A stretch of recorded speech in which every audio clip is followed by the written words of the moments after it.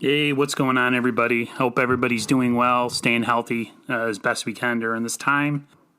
So I wanted to make a video about the state of the 49ers wide receiving core, and looking at the depth chart and where I see the 49ers possibly going as far as, who they keep for that depth chart.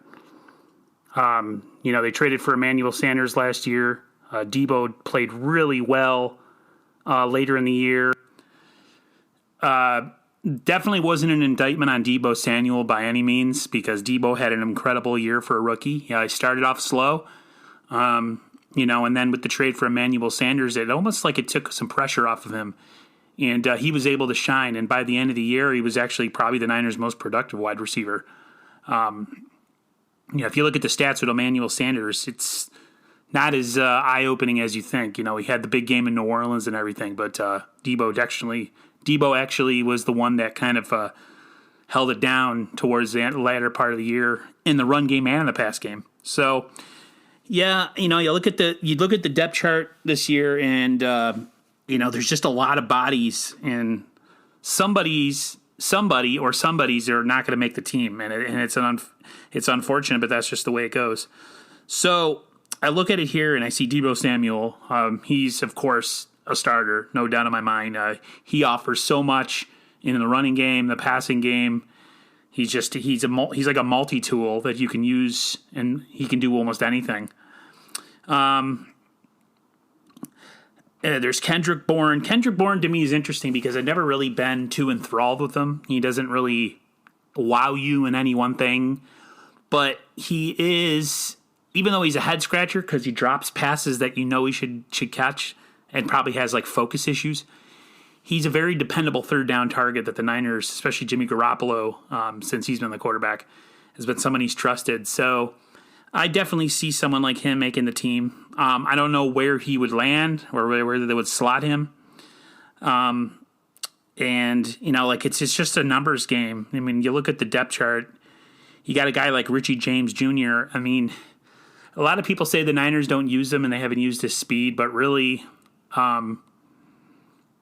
he's a better special teamer than he is a wide receiver. I mean, he's one of our best special teamers, and that's what's kind of kept him around.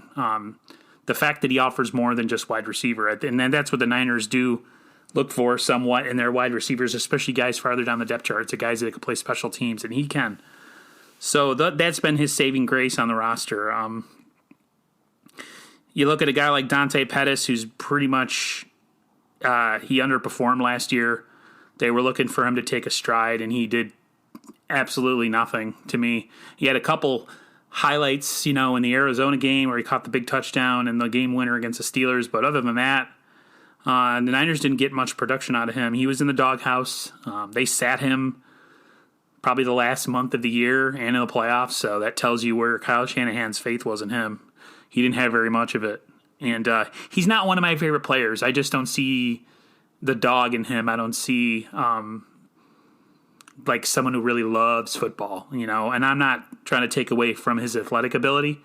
If he actually put it all together, he'd be quite dangerous, but you got to want it. And then if you don't want it and you don't want to be in the NFL and be, get tackled and get hit, and then you're in the wrong sport. So, and then you look at some of these receivers like Brandon Aiyuk that we drafted. To me, I'm really excited about Brandon Aiyuk. He's kind of in a similar mode of Deebo Samuel. He almost offers the exact same thing, but he's his catch radius and his arms are so long, and they clocked his speed as way faster than what he tested for at the combine. Because at the combine he had like a core injury, which is kind of what pretty much sidelined Bosa his final year at Ohio State. And so he had the surgery, and he's doing really well. I'm really excited for Brandon Aiyuk. I think the Niners are going to have, if everything falls the right way, probably one of the more exciting younger wide receiving cores in the NFL.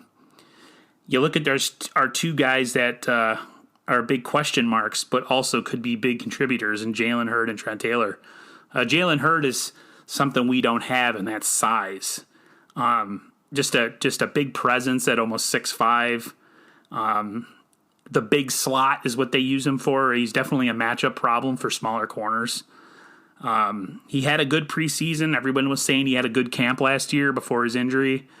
But you worry about a back injury and how that could be a long-term thing. But he's definitely someone I'm excited for. From what I've heard, he's going to be cleared. So whenever camp starts this year, if indeed we get one, he's definitely someone that excites me. Same with Trent Taylor. Trent Taylor is a smaller slot guy. Trent Taylor's an interesting a guy for me because it's like he's only really played one healthy year, and his other 2 years he's been pretty much, he's been on the shelf. So, everybody's talking about how he could have had a huge year last year and this, that, and the other, and it's like until he proves it, until he can stay on the field, it's all talk, and I am excited for a guy like that. He's a matchup problem because he's so small and shifty, but you got to be on the field to play. So I'm really excited about Taylor. Travis Benjamin, again, kind of a fast slot guy that we got as a free agent from the Chargers. Be interesting to see if he makes the team. I think the Niners did give themselves a couple insurance policies by signing a guy like Travis Benjamin. And then the last guy I wanted to touch on is Juwan Jennings. The Niners got him in the 7th round, and he fell pretty hard. He had some off-the-field issues in college, and his biggest real knock is his speed. He just doesn't have top-end speed to separate in the NFL. But if you watch him play, he's like a big version of Deebo as far as the physicality. The film of him just like absolutely eviscerating corners that are trying to tackle him. Again, that's something the Niners don't have. They don't have size.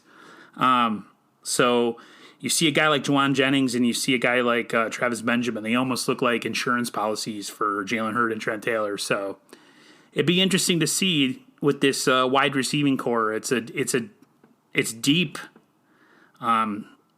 People are going to get cut that can play in the NFL, and that's always a good problem to have.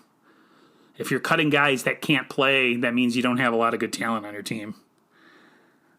So it'd just be interesting to see going into camp what the Niners are going to do with this squad. I didn't even mention, I think his name is Shawn Poindexter.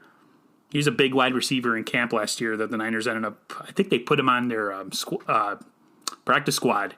He's another big, skinny, tall wide receiver. Again, something the Niners don't have. But it just really comes down to the numbers game and who the Niners are going to keep.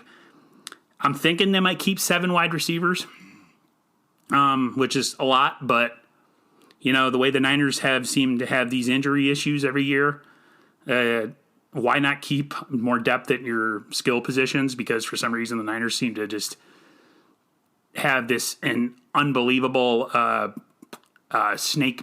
They're snake bitten when it comes to injuries. So it'll be interesting to see going forward what kind of training camp we're going to have and what kind of season we're going to have.